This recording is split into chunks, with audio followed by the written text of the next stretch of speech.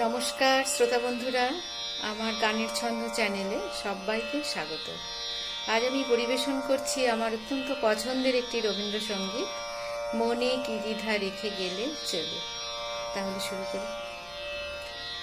মনে কি দ্বিধা রেখে গেলে চলে, সেদিন ভরা সাজে যেতে যেতে দুয়ার হতে কি ভেবে ফিরালে মুখখানি, কি কথা ছিল যে